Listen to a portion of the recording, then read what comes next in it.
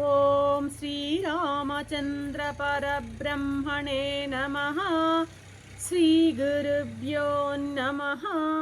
శ్రీమాత్రే నమః. శ్రీ గణేశాయ నమః.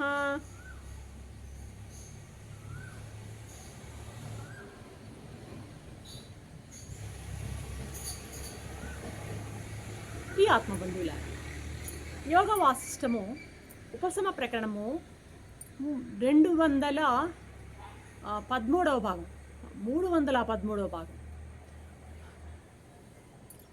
వశిష్ఠ మహర్షి బోధ సలుపుతూ ఉన్నారు. రామా, నీవు సత్స్వరూపుడవయ్యా. అవిద్యా దోషం వలన ఏదైనా నీలో కొద్దిగా బంధవాసనలు ఏమైనా మిగిలి ఉంటే వాటిని విసర్జించు వెంటనే.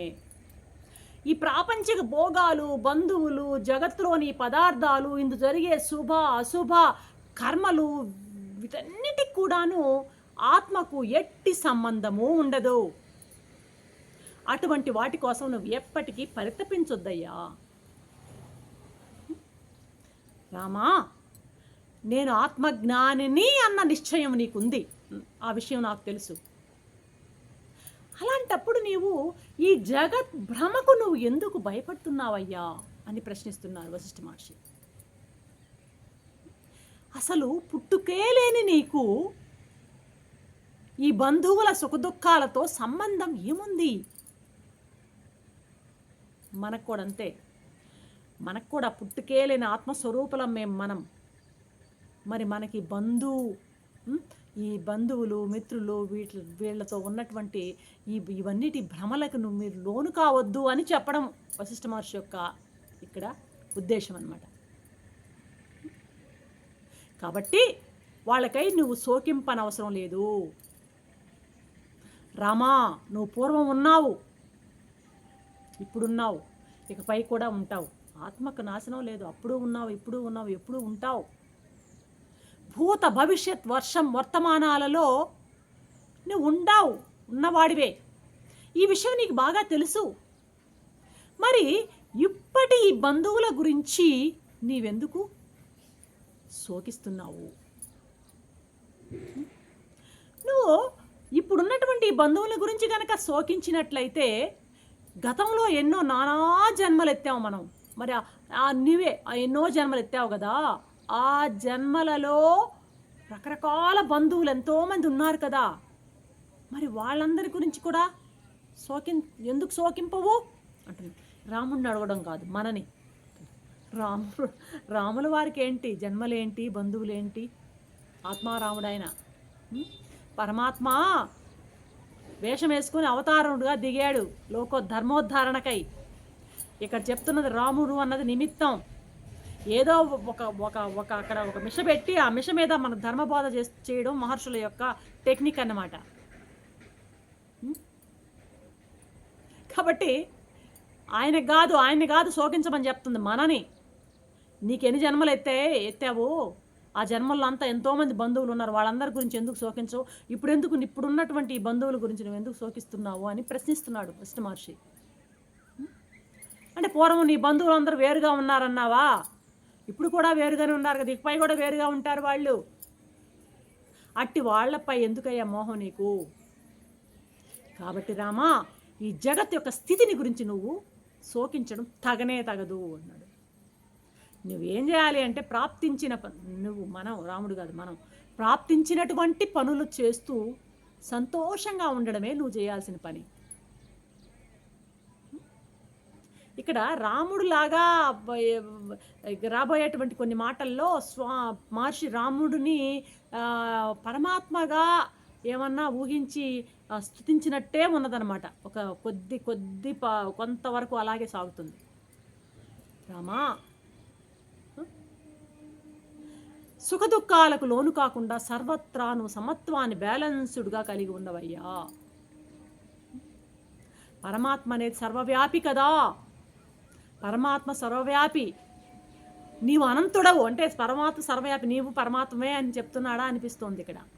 నీవు అనంతుడవి, సత్స్వరూపుడవి, ఆకాశంలాగా సర్వవ్యాపివి, నిత్య శుద్ధ ప్రకాశ స్వరూపుడవు నీవు రామా.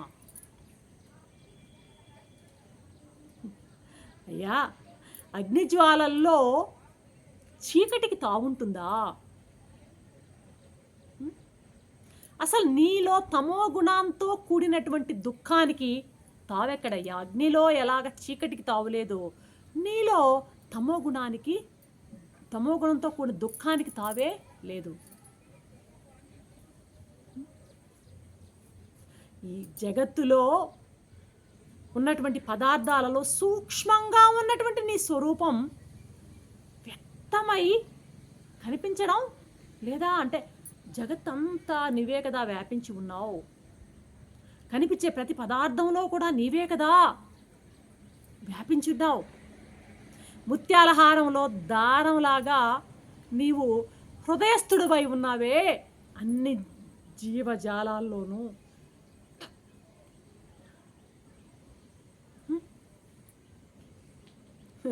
లోకంలో ఎవరికయ్యా జన్మ మళ్ళీ మళ్ళీ వచ్చేది? అజ్ఞానులకు మాత్రమే.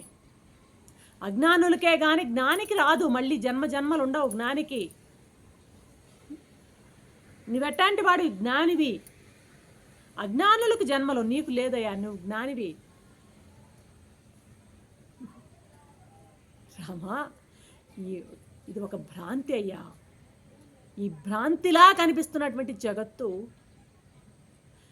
సర్వశక్తివంతమైనటువంటి పరమాత్మ యొక్క శక్తే ఈ జగత్తు. భ్రాంతి, ఈ జగద్భ్రాంతి అంతా కూడా పరమాత్మ యొక్క శక్తే. ఈ లోకంలో నేను చెప్తున్న ఒకే మాట విను. ఎవరు ఎవరికి బంధువు కాడు, శత్రువు కాడు. ఏ ఒక్కరూ ఎవరికి బంధువు కాదు, ఏ ఒక్కరు ఎవరికి శత్రువు కాదు. పరమేశ్వరుని యొక్క ఇచ్ఛ చేతనే సదా శత్రువు మిత్రుడు అనేటువంటి సంబంధాలు ఏర్పడుతున్నాయి. అంత ఈశ్వర సంకల్పం అయ్యా. ఈ బంధు మిత్ర భావాలన్నీ ఈశ్వర సంకల్పాలు.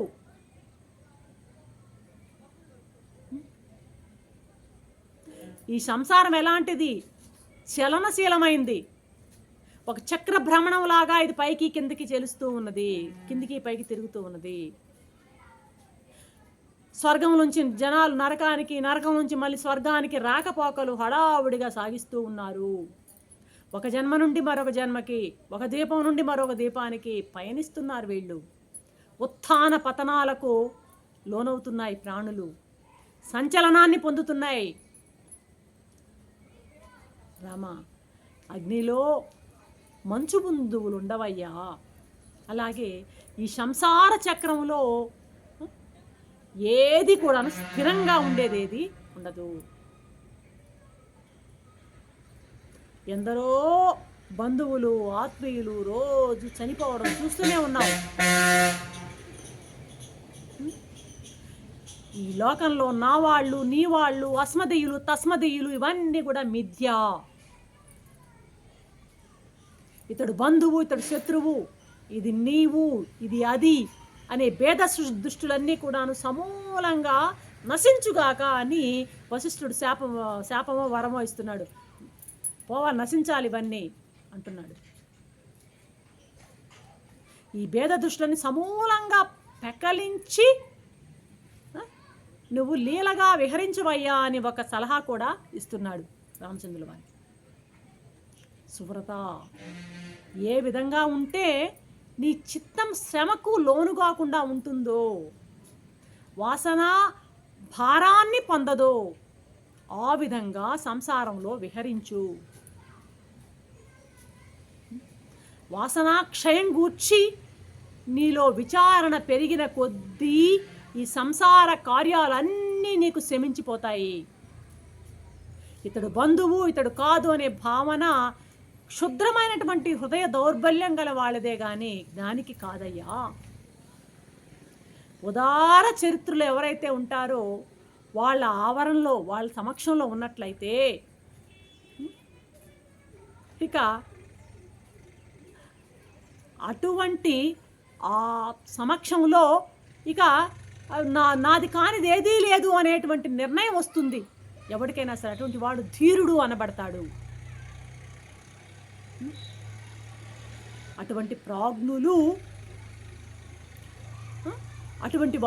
ప్రాజ్ఞులు ఎలా ఉంటారంటే వాళ్ళు ఆకాశంలో భూతలాన్ని చూచినట్లే అతడు సర్వ పదార్థాలలోనూ ఆత్మని చూస్తాడు. కాబట్టి రామా, సమస్త ప్రాణులు నీ బంధువులే. అనేక జన్మలలో ప్రతి ఒక్క ప్రాణి నీతో ఏదో విధంగా కనెక్ట్ అయ్యే ఉంటుంది. నువ్వు చూసేటువంటి ప్రతి ప్రాణి, ప్రతి ఒక్కరూ కూడాను నువ్వు కోటాను కోట్ల జన్మలు ఎత్తావు కదా, కోటాను కోట్ల జన్మలలో నీకు ఎక్కడో బంధుత్వం ఉండే ఉంటుంది. భార్యగాను, భర్తగాను, తమ్ముడుగాను, చెల్లిగాను, పక్కన చెట్టుగాను, పుట్టగాను ఏదో రకంగా నీతో బంధుత్వాన్ని పొందే ఉంటుంది. నీతో సంబంధం లేని వారంటూ ఎవ్వరూ ఉండరయ్యా. వీడు బంధువు, వీడు శత్రువు అన్నటువంటి దృష్టి ఒట్టి అజ్ఞానమే అని రాముడు కాదు, మనకి ఇదంతా. మనకు కనిపించేటువంటి ప్రతి ఒక్కరూ కూడాను ఏ జన్మలోనో మనకి బంధువులు అయి ఉంటారు, మిత్రులో అయి ఉంటారు. నిజానికి ముల్లోకాళ్ళు కూడాను, ముల్లోకాల్లో ప్రతి ఒక్క ముల్లోకాలు మనం చూసినట్లయితే అందరూ కూడాను ఏదో రకంగా ఆ యొక్క జీవులకి కనెక్ట్ అయ్యే ఉంటారు అన్నటువంటి విషయాన్ని ఇక్కడ వశిష్ఠ మహర్షి చెప్తూ ఈ ఎపిసోడ్ని ముగిస్తున్నారు. రేపటి ఎపిసోడ్లో మరొక అంశంతో మేము ముందుంటాను. అంతవరకు సెలవు. సర్వం శ్రీరామచంద్ర చరణ అరవిందాలు. ఓం శాంతి.